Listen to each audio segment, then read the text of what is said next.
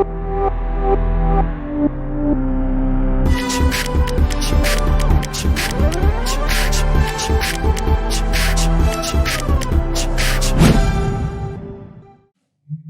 दोस्तों, अगले क्वेश्चन की ओर बढ़ते हैं। लेट्स सी क्या है। यहां पर एक चेन है।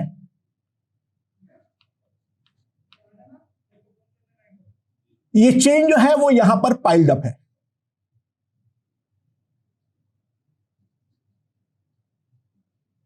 चेन जो है वो पाइल्ड अप है। जो चेन का लेंथ है that length is equals to L, और चेन का मास पर यूनिट लेंथ है लैम्डा। कहीं पर कोई फ्रिक्शन नहीं है, कुछ नहीं है, डोंट वरी। अब यहां पर चेन का एक छोटा सा हिस्सा मैंने नीचे किया और मैंने छोड़ दिया, तो ऑब्वियस सी बात है ये वाले पार्ट के वजन के कारण ये हमारा नीचे आता रहेगा। तो मान लो किसी एक इंस्टेंट पे यहां से एक्स लेंथ नीचे आ गया, ठीक है, राइट। नाउ इस टाइम पे चेन का ये वाला जो पार्ट है, जो मूविंग पार्ट है, उसका वेलोसिटी मान लो है v। तो सवाल ये है, find v as a function of x। The velocity of chain as a function of x जो है वो हमें यहां पर निकालनी है। तो दोस्तों मैं किस तरीके से निकालूंगा, वापस पुराना कॉन्सेप्ट का इस्तेमाल करो। ध्यान दो, अगर जो पार्ट हैंगिंग पार्ट है उसका फ्री बॉडी डायग्राम में ड्रॉ करने जाऊं तो हैंगिंग पार्ट का क्या क्या फोर्स लग रहा है। नाउ ऑब्वियस सी बात है, इसके खुद के वजन के कारण डाउनवर्ड लग रहा है लैम्डा एक्स जी। नाउ ऑब्वियसली ये जो पाइल्ड अप पार्ट है ये हैंगिंग पार्ट पे अपवर्ड डायरेक्शन में फोर्स लगाएगा F।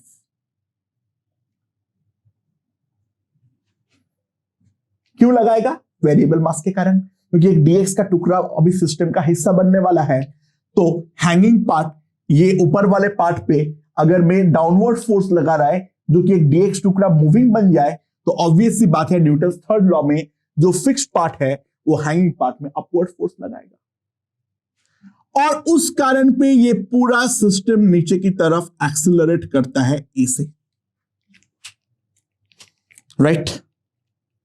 Now what will be the value of F, ये हम लोगों ने पहले ही बातचीत किए थे। जो dx टुकड़ा है उसका मास है dm इंटू v, इसका momentum. So that is equals to lambda v into dx by dt, that is equals to lambda v square, ठीक है। तो ये वाले पार्ट के बारे में अगर मैं बातचीत करूं, lambda x g minus lambda v square is equals to lambda x a, right. So acceleration a जो आएगा that will be g minus v square by x. X जहां पे क्या है हमारा जो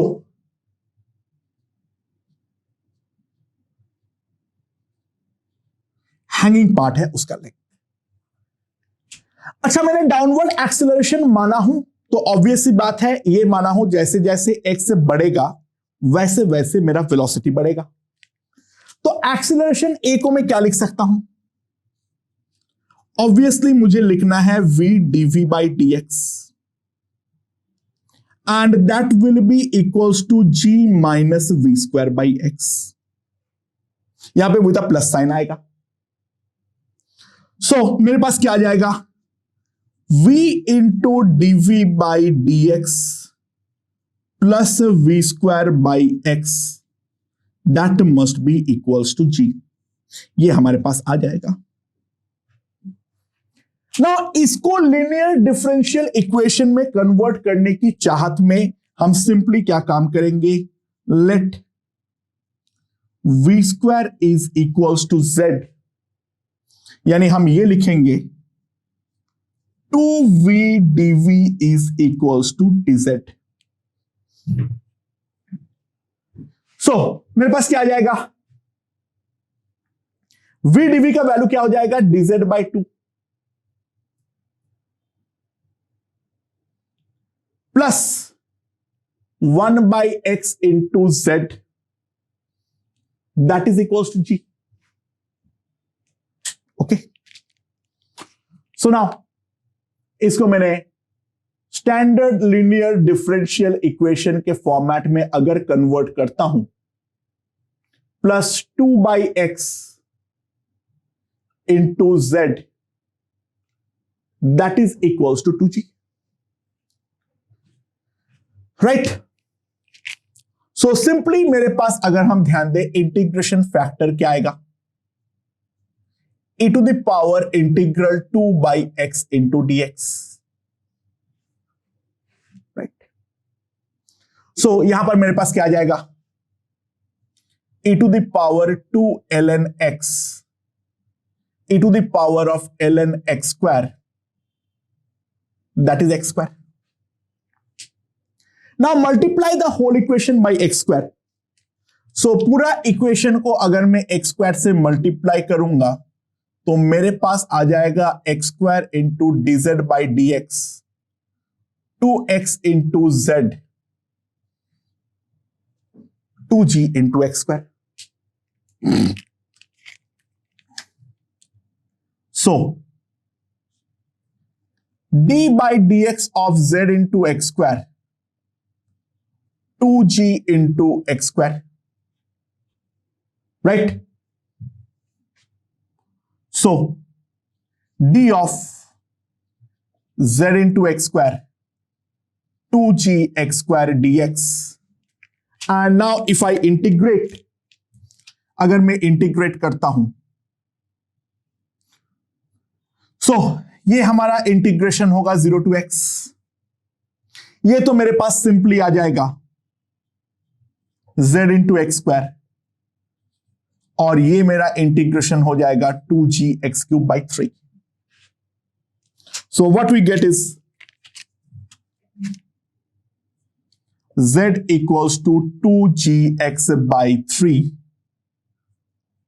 तो मेरे पास v स्क्वायर आ गया 2g x by 3.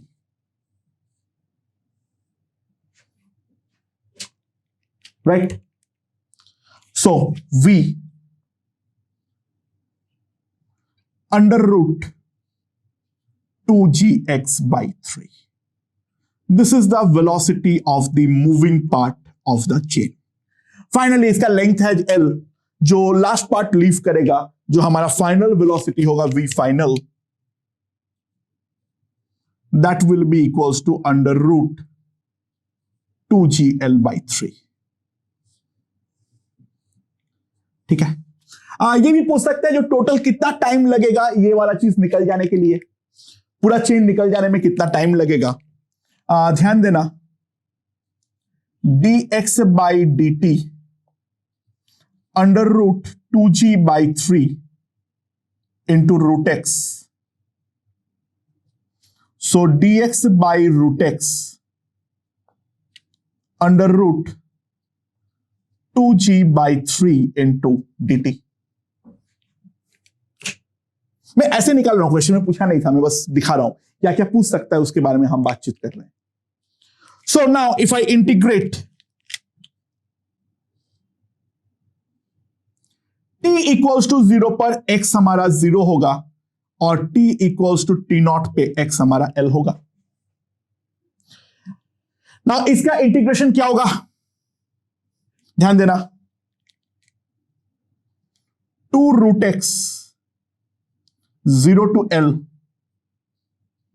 2g by 3 into t0. तो मेरे पास आ जाएगा 2 root L is equals to root over 2g by 3 into t0. तो t0 का जो वैल्यू आ जाएगा दैट इज 6 कितना आ जाएगा इसमें, 2 और 2 से रूट 2 तो कट गया, तो यहां पर रूट 3 होकर अंदर जाएगा, तो root over 6l by j, ये हमारा टी नॉट का वैल्यू है। ओके, मेरे ख्याल से ये चीज हमें समझ में आ गया है। जो टोटल टाइम जो लगेगा जिसमें हमारा ये वाला चीज नीचे आ जाएगा, that is given by √6L/g। मेरे ख्याल से ये पूरा का पूरा चीज हमें समझ में आ गया होगा, राइट? गुड। अच्छा, इसका उल्टा क्वेश्चन करते हैं। वो क्या है उल्टा क्वेश्चन? क्या है मतलब?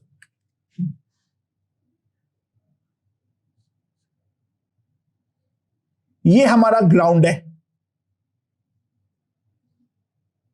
यहां पर एक चेन को मैंने इस तरीके से रखा, चेन हमारा परफेक्टली ओपनड है, ये चेन का लेंथ है L, ठीक है? यहां पर ऑब्वियसली बात है ग्रेविटी लग रहा है G, चेन का मास पर यूनिट लेंथ जो है वो है lambda. At t equals to 0, t equals to 0, chain का वेलोसिटी है 0, right? The chain is now let free to fall. अच्छा, चेन को अगर मैं फ्रीली फॉल करने दूंगा तो इन दैट केस क्या होने वाला है? ऑब्वियसली चेन में एक हैंगिंग पार्ट होगा X और बाकी कुछ पाइल्ड अप पार्ट होगा।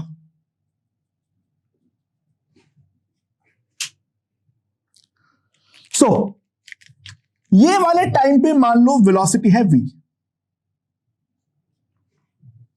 ये वाले टाइम पे मान लो वेलोसिटी है V। So find V as a function of X, find the velocity as a function of X, जहां पे X is the length of the still hanging part। जितना part अभी भी खुला हुआ है उस पार्ट का as a function of X हमें वेलोसिटी को निकालना है। तो हर क्वेश्चन में जो करना होता है इस पर भी एग्जैक्टली वही काम करना पड़ेगा, और वो काम क्या है? जो हमारा चेन है वो चेन के ऊपर फोर्सेस क्या क्या है? एक तो डाउनवर्ड लैम्डा xg, जो ये छोटा सा टुकड़ा dx है उसका मोमेंटम धड़ से 0 होने वाला है। अच्छा, यहां पर ये एज्यूम करना है इस पे कोई रिबाउंड नहीं हो रहा है, तो जो dx टुकड़ा है वो v से जमीन को हिट करेगा और उसका मोमेंटम हमारा अचानक से चेंज हो रहा है। तो जमीन यानी जो नॉन मूविंग पार्ट है वो इसके ऊपर एक अपवर्ड फोर्स लगाएगा N, वो इसके ऊपर एक अपवर्ड फोर्स लगाएगा N, और उसके कारण इसका नीचे की तरफ एक्सेलरेशन क्रिएट होगा A, ठीक है? अच्छा, N का वैल्यू क्या होगा जो हमने पहले ही निकाले थे? N क्या हो जाएगा? d/dt lambda dx into v, that is equals to lambda v square. सो मैं क्या लिख सकता हूं, ध्यान देना, lambda xg minus lambda v square equals to lambda xa, right? So यहां पर भी मेरे पास ये आ जाएगा a is equals to g minus v square by x।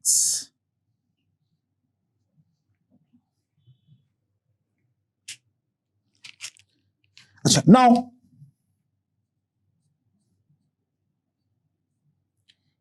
a में क्या लिख सकता हूं? v dv बाई dx, हाँ कि ना? जो लोग हां बोल रहे हो गलत है, ध्यान दो। a यहां पर है minus v dv by dx। हमने डाउनवर्ड एक्सीलरेशन माने हैं और टाइम के साथ x हमारा कम हो रहा है, तो x कम होने पर हम वेलोसिटी को बढ़ते हुए माने हैं, तो dv और dx का साइन हमने पहले से ही उल्टा एज्यूम किए हैं। हमारा एक्सीलरेशन डाउनवर्ड है, डाउनवर्ड मतलब x decreasing but v is increasing, तो dv और dx का साइन डेफिनेटली उल्टा है। तो a को हमें जो लिखना है वो है minus v into dv by d x, not plus v into dv by d x. It's a classic mistake जो हम लोग कमिट करते हैं, right. So minus v into dv by d x is equals to g minus v square by x. So v dv by dx मेरे पास क्या आ जाएगा, v square by x minus g, ठीक है। So v square को हम z मान लेते हैं, तो 2v dv is equals to dz, right? So मेरे पास क्या आ जाएगा इक्वेशन, dz by dx, मैं पूरे को 2 से मल्टीप्लाई कर दूंगा, 2 times z by x minus 2g। So मेरे पास क्या आ जाएगा, dz by dx minus 2 by x into z equals to minus 2g। So integration factor यहां पर क्या आएगा, ये लीनियर डिफरेंशियल इक्वेशन है, इंटीग्रेशन फैक्टर क्या आएगा, e to the power minus 2 by x into d x.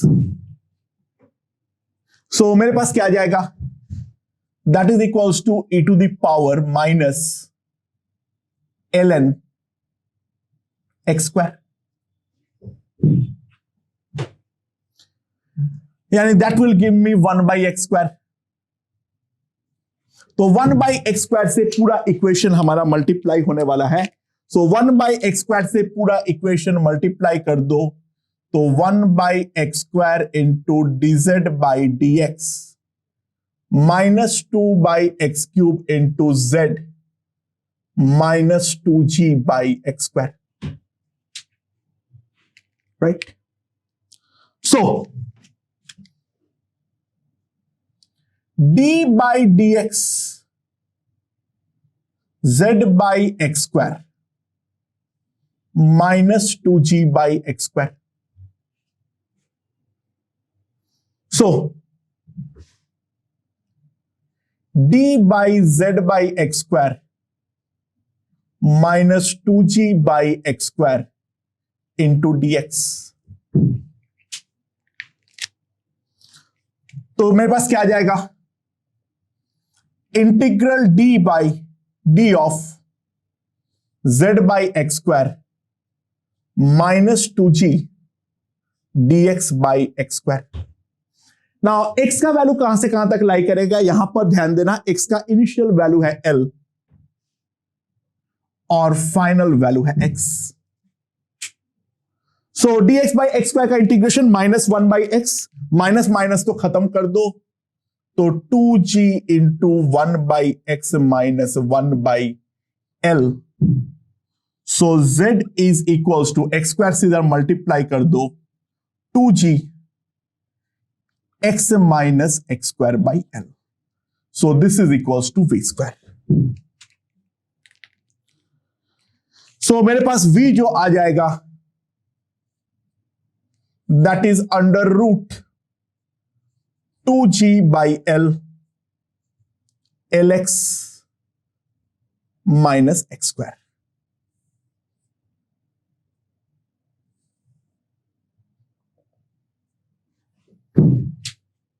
ये आ जाएगा मेरे पास velocity as a function of x. Okay, अब ये वाले इक्वेशन पे अगर हम ध्यान दें, दो एक्सट्रीम वैल्यूज पुट करते हैं। ऑब्वियस सी बात है, जहां पर x इनिशियली हमारा 0 होगा, वहां पर v तो हमारा साफ साफ 0 होगा, एंड यहां पर जहां पे हमारा x का वैल्यू l है, वहां पर भी वेलोसिटी हमारा 0 हो रहा है। सो यहां पर इनिशियली वो रेस्ट से चालू करेगा, फाइनली भी लॉजिकली रेस्ट पे ही हमारा खत्म करने वाला है। सो ये हमारा आ जाएगा velocity as a function of x. इस पे अगर हम मैक्सिमा मिनिमा के बारे में बात करें तो हम एफ एक्स ले लेते हैं एक बार के लिए, l x minus x square, तो एफ डैश एक्स आएगा l minus two x equate to 0, तो x equals to l by two. यहां पर आ जाएगा हमारे पास मैक्सिमा ऑफ एफ एक्स।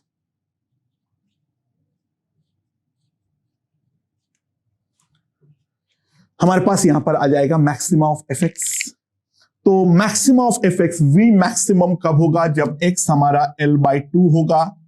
तो v मैक्स का वैल्यू है under root 2g by l. क्या आ जाएगा मेरे पास? L square by two minus l square by 4, that is equals to under root g by 12।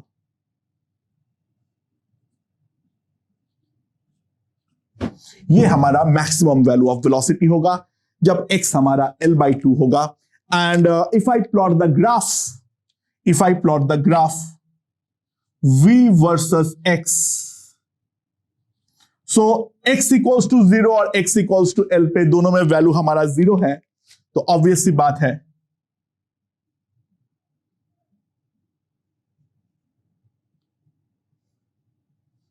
ये हमारा है x इक्वल्स टू 0, ये है हमारा x equals to l। Maximum value जो है that is equals to l by two, और यहां पर जो वैल्यू आएगी that is under root gl by two. The graph is symmetric about x equals to l by two. मेरे ख्याल से वो समझ में आ गया होगा। तो हैंगिंग चेन के ऊपर और दो क्वेश्चन हम लोगों ने अभी देखे हैं। काफी हद तक मेरे ख्याल से ये चीज क्लियर हुए होंगे। हमने एक दो और प्रोफाइल्स देखेंगे डेफिनेटली, बट एक बार मेरे ख्याल से बेसिक लेवल पे ये दोनों चीज हमारे क्लियर हो गए होंगे, राइट?